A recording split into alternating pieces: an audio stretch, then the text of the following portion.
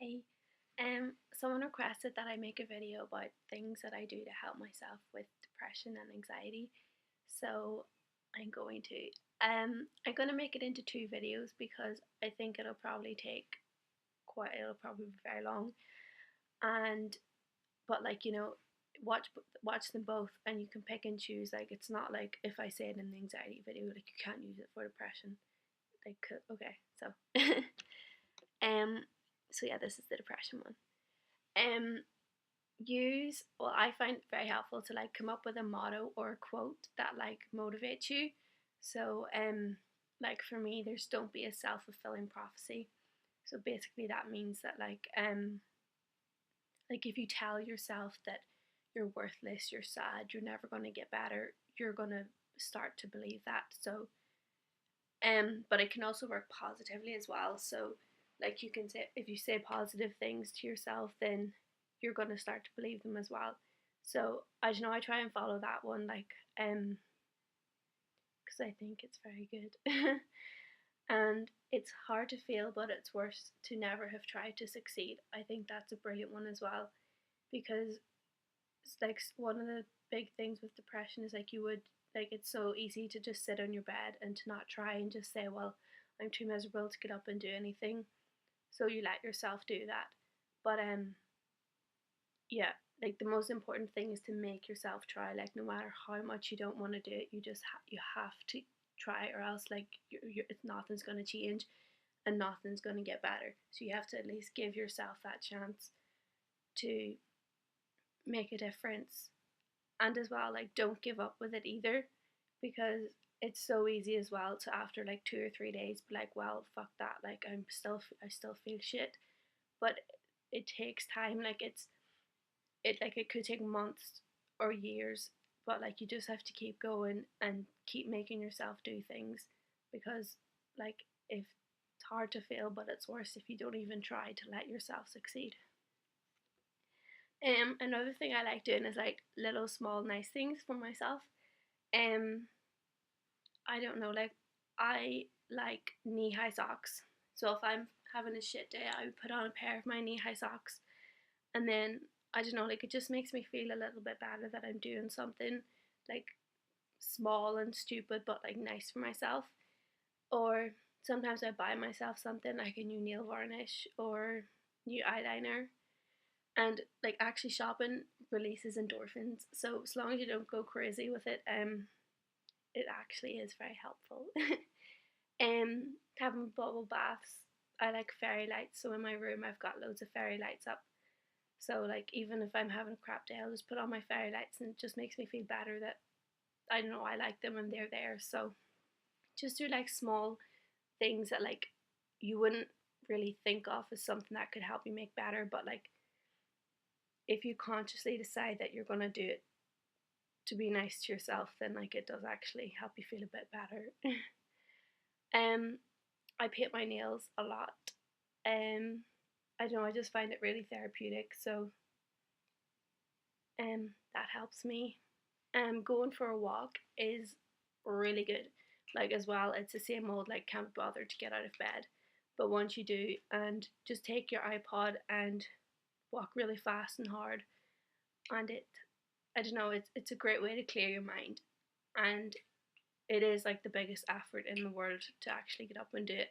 But once you do, you come back and you just feel so good. Like you just feel like you've let something off your, like just a weight lifted off you.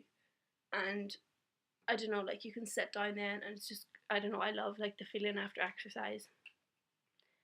And exercise in general is a very good one, unless of course you have problems with over exercise, in which case don't do it. But yeah, exercise again helps release endorphins.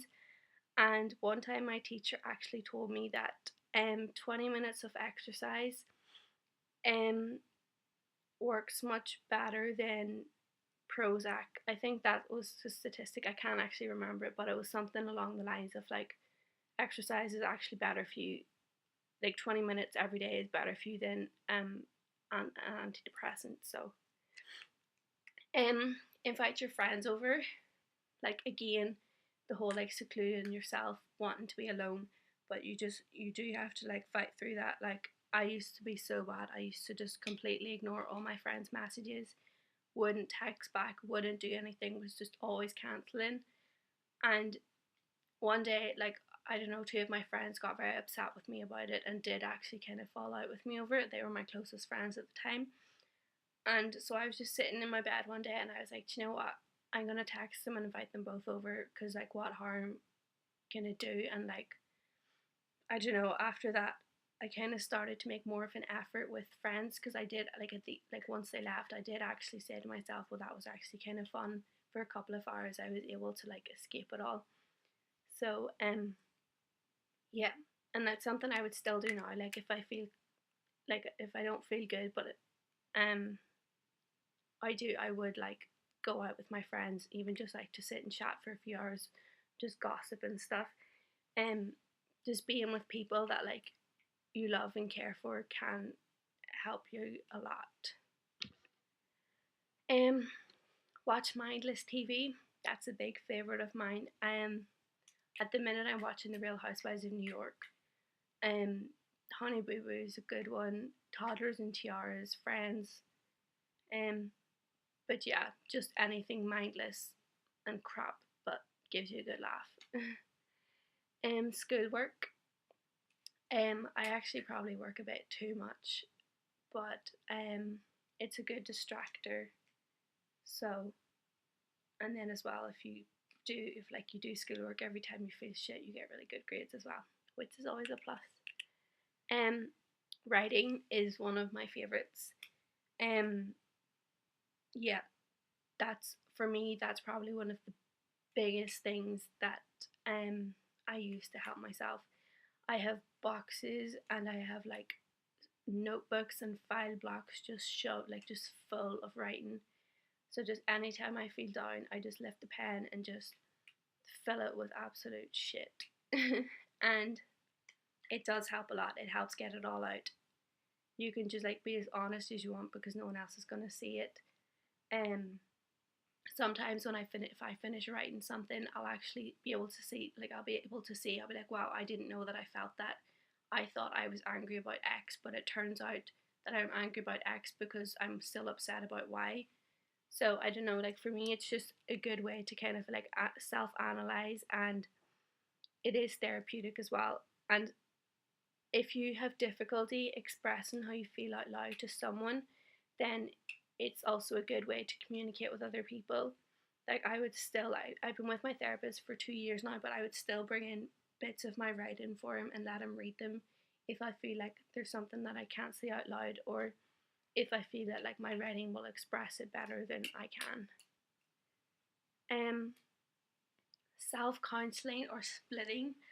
I do this a lot. I would kind of, if I feel bad and I've no one to talk to, like it's say if it's 2 in the morning, so obviously there's not that many people you can contact at that hour.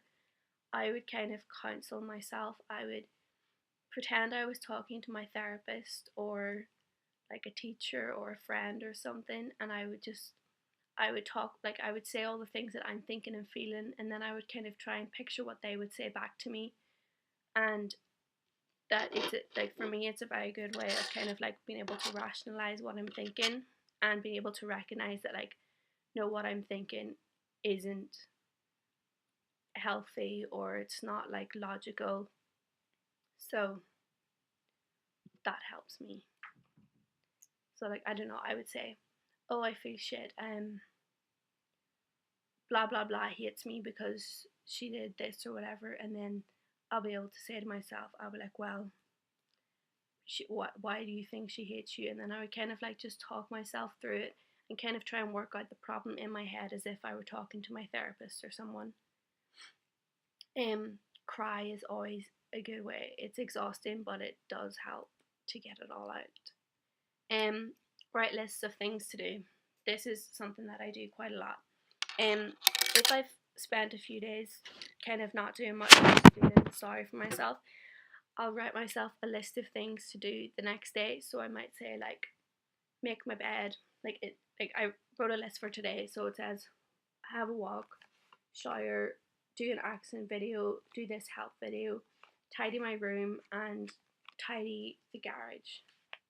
So like some of them were kind of just small basic things like shower. So and then once I do each thing, I can tick it off, and then I'll feel like I've done something productive with my time. So that is a good idea if you feel like you're lacking motivation. And then as well, what you can do is like once you've done all those things, you can like maybe give yourself a treat. Like at the end of the day, if you've ticked everything off, be like, well, I'll have a bowl of ice cream now because I did everything on my list. It also kind of just helps me feel organized and on top of things. So it's good for anxiety. Like if you feel like you're overwhelmed with like a load of things you have to do, it helps if like you can kind of point out what, like write out what you need to do and then tick it off, and then you'll feel more on top of it. Cooking, driving, photography, they all help me. They kind of like calm me down and stuff. So again, if like there's a few things that you think could help you, like definitely give them a go. Like for not like obviously for everyone, driving isn't going to make them feel better, or taking pictures, but like for me it works for me, so find something that works for you. Make posters, cards, wall displays. I like being creative, and it definitely helps to kind of get your creative side out a bit and do some artwork and stuff. Yeah, if I feel bad, like I've sat up to maybe 3 or 4 in the morning sometimes, just like making wall displays and stuff, like that one behind me, and also over there. So yeah. Reading, that helps. I love lying in bed and reading. One summer I spent every day in bed just reading book after book after book. So it was good to kind of like keep my mind busy and on something else rather than how I'm feeling. Get through tonight. That is the biggest thing that I do if I feel like killing myself. I would say to myself, just get through tonight. That's all, just get through tonight. Like don't think any further ahead. Just get through tonight, and then tomorrow you can do whatever you want. And then usually by tomorrow you're feeling a bit better and more rational. And if you're still feeling like pretty down and suicidal, then again just tell yourself just get through tonight. So just one day at a time. Hold on to the good moments and make the most of them.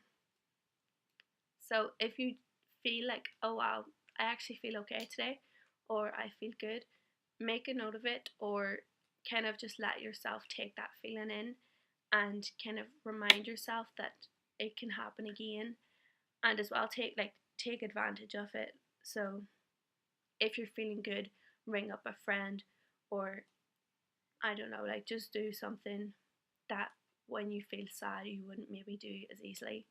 So kind of just make sure that you enjoy the good moments so you can like kind of treasure it. And if you're feeling down one day, you can look back and say, oh well, like that day I had a really good time, I was feeling good, so I actually did this and this and this, and it was a really good day and I enjoyed it.